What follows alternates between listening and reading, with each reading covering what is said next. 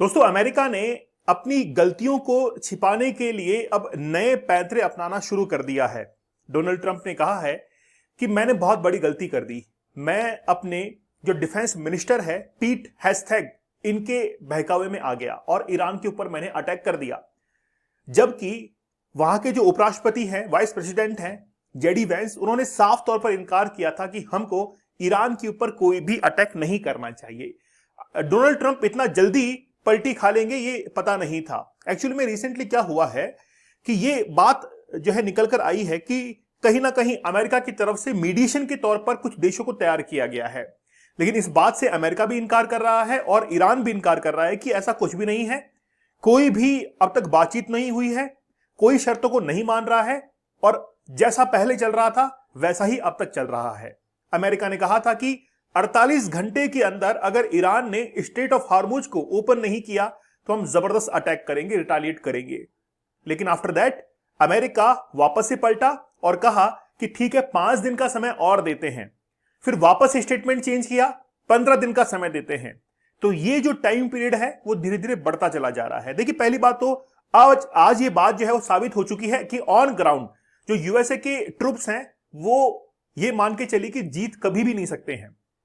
उनको हवाई लड़ाइयां लड़नी आती हैं, टेक्नोलॉजी से लड़ाई लड़नी आती है, लेकिन ऑन ग्राउंड जो है वो बहुत पीछे रहेंगे। रिसेंटली क्या हुआ है कि US send Iran message via mediators as Trump signals deal. Actually में क्या है कि ये मीडिएशन का जो रोल है कि क्या वाकई में मीडिएटर्स जो है इनकी मदद ली जा रही है।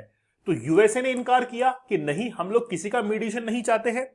ईरान ने इनकार किया कि हमारे पास में कोई मैसेज नहीं आया है। लेकिन पाकिस्तान जैसे पिछलग्गू जो देश हैं वो तैयार हो रहे हैं कि हम लोग मीडिएशन करवा सकते हैं इस बातचीत के दौर में। तो Iran has received A message from the United states through the intermediaries. तो ईरान ने कहा कि हमारे पास में मैसेज पहुंच चुका है कि यूएस जो है वो कहीं ना कहीं एक सीज फायर के तौर पर आना चाहता है सामने, कि हम इस युद्ध को खत्म करना चाहते हैं। We received point from the US through mediators and they are being reviewed। मतलब बेसिकली बात यह है कि ईरान के पास में मैसेज पहुंच चुका है कि हम लोग नेगोशिएट करने के लिए तैयार हैं, हम बातचीत करने के लिए तैयार हैं और इसको अभी रिव्यू पर रखा गया है। तो क्या वाकई में यह बात सही है? ट्रंप क्या कह रहे हैं? अच्छा, आज से 3-4 लेक्चर पहले मैंने आपको एक चीज बताई थी, आपको एक कंसेप्ट बताया था कि बताइए शक्ल किसमें मिलती है ना? पूछा था मैंने आप लोगों से। वापस से उसी कमेंट का मैं इंतजार करूंगा। I think there is a very good chance we are going to end up in a deal. मतलब ट्रंप देखिए साफ तौर पर नेगोशिएशन की कंडीशन में आ रहे हैं। उनके जो शब्द हैं वो इसी प्रकार लग रहे हैं कि वो नेगोशिएट करना चाहता है और वो कहता है कि हम लोग एंड तो करेंगे, लेकिन इसमें कोई ना कोई डील जो है वो होनी चाहिए।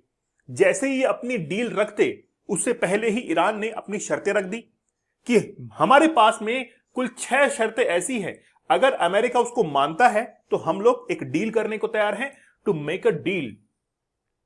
ठीक है, अब वो डील कैसे होगी वो हम लोग बात करते हैं। ये दोनों जो लोग हैं, एक ससुर है और एक जवाई है, दोनों को यूएस एनवॉय के अंदर शामिल किया गया और ये कहा गया कि ठीक है, ईरान से बातचीत करो कि ईरान कहता क्या है।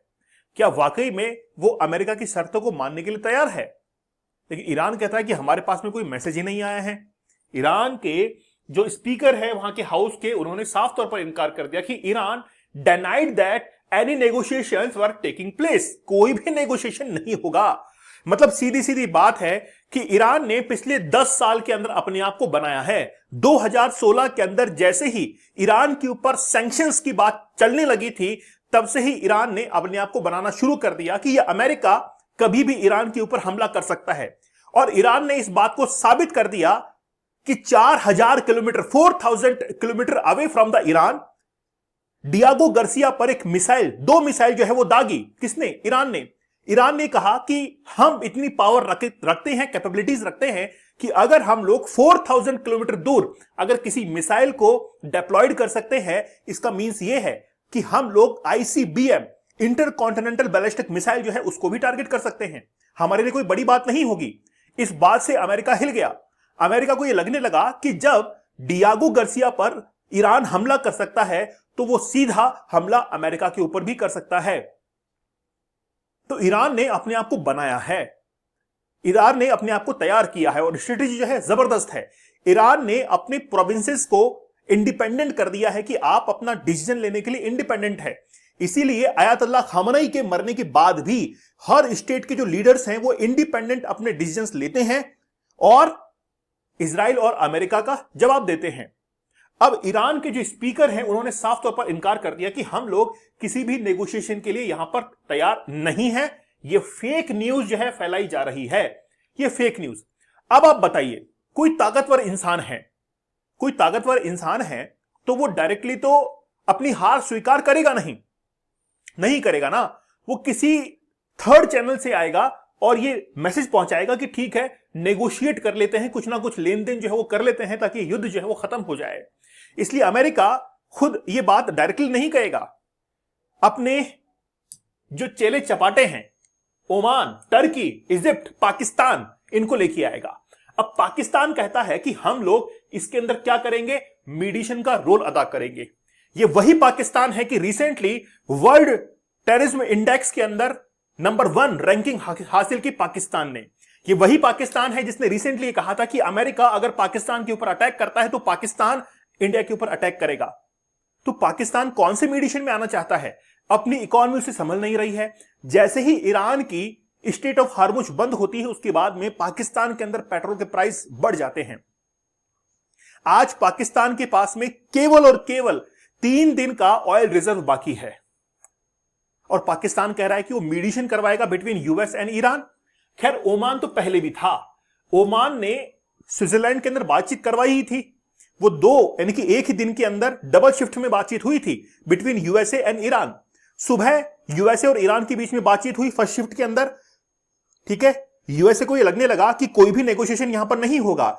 यूएसए की जो ऑफिसर्स थे वो वापस लौट कर आ गए यूएसए में और ईरान के जो ऑफिसर्स वहीं पे बैठे रहे स्विट्जरलैंड के अंदर की बातचीत करने के लिए आएंगे, लेकिन कोई आया ही नहीं। शाम को सेकंड मीटिंग के अंदर फिर ईरान को लगने लगा कि यार ये तो बातचीत करेंगे नहीं, इसलिए फिर यूएसए ने ये मैसेज किया कि ईरान नेगोशिएट करने को तैयार नहीं है, इसलिए हम लोग ईरान के ऊपर अटैक करेंगे। ठीक है। अब ट्रंप ने कहा कि हम लोग ईरान के जितने भी न्यूक्लियर फैसिलिटीज हैं, एनर्जी एस्टेब्लिशमेंट्स हैं, उनके ऊपर हम लोग अटैक करेंगे। लेकिन ईरान ने साफ तौर पर कर दिया कि अगर हमारे एनर्जी एस्टेब्लिशमेंट्स के ऊपर अगर अटैक किया तो ईरान जो है जबरदस्त रिटालिएट करेगा, हम भी डूबेंगे सनम, तुम्हें भी ले डूबेंगे। इस कहानी के ऊपर वो चल रहा है, इसी कहावत के ऊपर वो चल रहा है। ठीक है। अब इजिप्ट और टर्की, ये 2 देश ऐसे हैं जो कि हो सकता है कि मीडिएशन के रोल के अंदर आए। लेकिन देखिए, पहली बात तो यह है कि अमेरिका किसी मीडिएशन को शामिल करेगा ही नहीं। एक्चुअली में क्या है कि मैं आपको याद दिलाना चाहूंगा 6 अगस्त 1945 और 9 अगस्त 1945 का दिन, जिस समय अमेरिका ने जापान के ऊपर अटैक किया और न्यूक्लियर बॉम्ब से अटैक किया, लिटिल बॉय और फैट मैन के नाम से। उस समय की परिस्थितियां कुछ ऐसी ही थी। सबको लग रहा था कि अमेरिका नेगोशिएट करेगा, अमेरिका जापान से बात करेगा, लेकिन उसके कुछ समय बाद में ही अमेरिका ने हमला कर दिया जापान के ऊपर। क्या यह पॉसिबल है? 100%, 101% ये पॉसिबल होगा कि अगर अगले 5 दिन के अंदर कोई भी नेगोशिएशन नहीं होता है, कोई भी सीज फायर साइन नहीं होता है बिटवीन यूएसए एंड ईरान, तो अमेरिका न्यूक्लियर बॉम्ब की तरफ जाएगा ही जाएगा। उसके पास में और कोई रास्ता नहीं बचा है, क्योंकि 86 के आसपास, आप लोगों को पता होगा कि 86 के आसपास जब रशिया और अमेरिका के बीच में दोनों ने एक दूसरे के ऊपर मिसाइल जो है वो तैनात कर दी थी, क्यूबा मिसाइल कॉन्फ्लिक्ट उसको कहते हैं। तो फिर अमेरिका को लगने लगा कि यार अब मुझे वापस से अपने आप को साबित करना है। तो लेकिन उससे पहले ही क्या हुआ, यूएसएसआर के टुकड़े हो गए, 15 देशों के अंदर वो टूट गया। अब वापस से अमेरिका की जो खोई हुई इमेज है उसको वापस से इंप्रूव करने के लिए वो क्या करेगा, न्यूक्लियर अटैक जो है ईरान के ऊपर कर सकता है अगर ज्यादा नेगोशिएशन गया। अब देखिए कि ईरान ने कंडीशंस की लिस्ट दे दी है, 6 कंडीशंस रखी हैं। ईरान ने कहा, पहली बात तो यार ये है ना, समझने की बात है, अगर ईरान इतनी जल्दी हारने वाला होता तो हारने वाला देश क्या शर्तें रखता है? वो तो कहता है कैसे भी नेगोशिएशन हो लेकिन युद्ध खत्म होना चाहिए। इसका मतलब है कि Iran has to power to retaliate the USA. सीधी बात है कि ईरान ने अपनी शर्तें रख दी हैं, इसका मतलब यह है कि ईरान के पास में वो पावर है।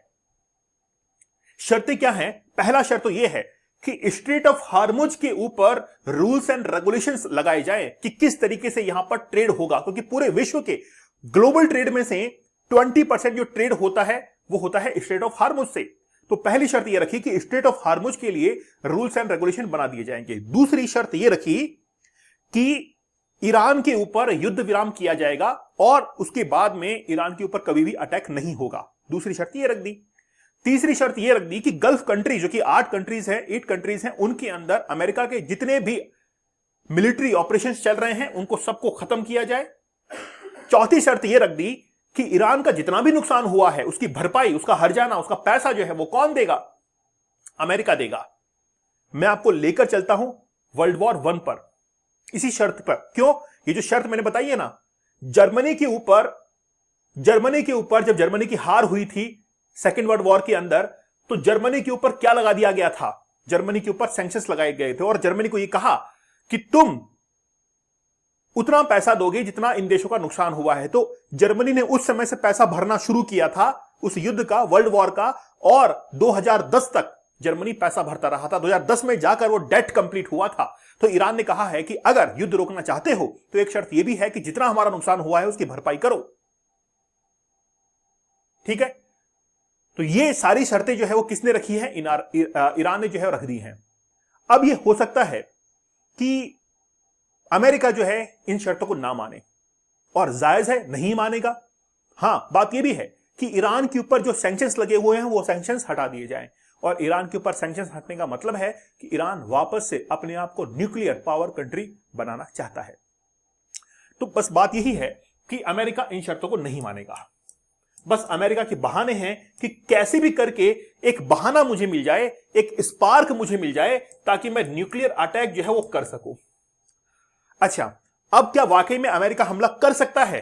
देखिए क्या है कि अमेरिका के इंटरनल जो पॉलिटिक्स है उसके अंदर बड़ा डिस्प्यूट है। वहां के जो वाइस प्रेसिडेंट हैं जेडी वेंस, उन्होंने कहा कि मैंने साफ तौर पर इनकार कर दिया था कि ईरान के ऊपर अटैक करने की जरूरत नहीं है।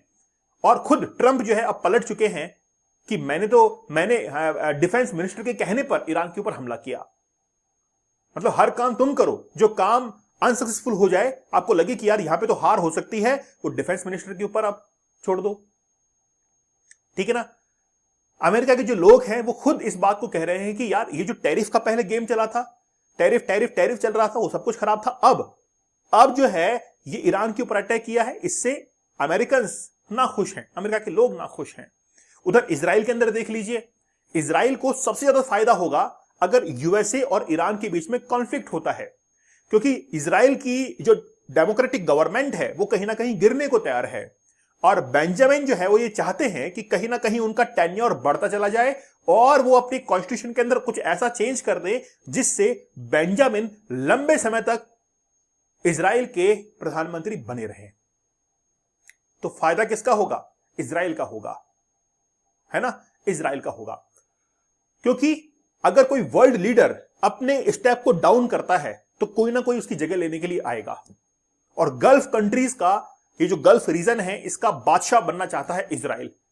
इजराइल इसका बादशाह बनना चाहता है। ठीक है? चलिए, तो ये शर्तें थी और ये जो मैसेज, मतलब अब देखिए कंक्लूजन तो यही होगा कि अमेरिका और ईरान के बीच में मैसेज पहुंचेंगे और मीडिएशन के तौर पर कोई ना कोई देश जो है, पहले ओमान आ चुका है ऑलरेडी, तो ओमान को हटाकर हो सकता है कोई दूसरा देश यहां पर आए, लेकिन पाकिस्तान उनमें से नहीं होगा। मैक्सिमम ये लग रहा है कि कतर हो सकता है, क्योंकि कतर या सऊदी हो सकता है जो कि बीच में बातचीत करे, मीडिएशन का रोल जो है अदा करे। दोस्तों, डीप वर्क का कोर्स बड़ा जबरदस्त है, द पावर ऑफ फोकस। मतलब मैंने 30 टेक्निक्स बताई हैं कि कैसे आप अपने फोकस को इंक्रीज कर सकते हैं, एग्जाम को क्रैक कर सकते हैं, बिजनेस क्रैक कर सकते हैं।